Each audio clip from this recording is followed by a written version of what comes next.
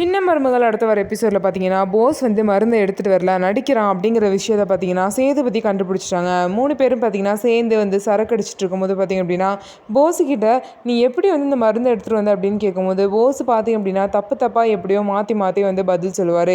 இதை வச்சு இவன் கண்டிப்பாக மருந்து எடுத்துகிட்டு வந்திருக்கவே முடியாது அப்படின்னு சொல்லிட்டு இவனெல்லாம் சும்மாவே விடக்கூடாது உனக்கு இருக்குடா அப்படின்னு சொல்லிட்டு இதுக்கப்புறம் என்ன பண்ணுறாங்க அப்படின்னா சேதுபதி நேராக தமிழ்ச்செல்விக்கிட்ட போயிட்டு இந்த மாதிரி நீ அன்னைக்கு மருந்து எடுக்க போனில அப்போ வேற மயக்கம் போட்டு விழுந்தில நீ ஏன் மருந்து எடுக்கல என்னாச்சு எதனால மயக்கம் போட்டு அப்படின்னு சொல்லிட்டு கேட்குறாரு. சேதுபதிக்கு பார்த்தீங்க அப்படின்னா ஒருவேளை தமிழ்ச்செல்வி தான் வந்து இந்த மருந்தை எடுத்துருக்கணும் அவங்கள்ட்ட தான் போஸ் வந்து திருடிட்டு வந்திருக்கணும் அப்படிங்கிற விஷயம் வந்து அவங்களுக்கு தோண ஆரம்பிச்சிருச்சு.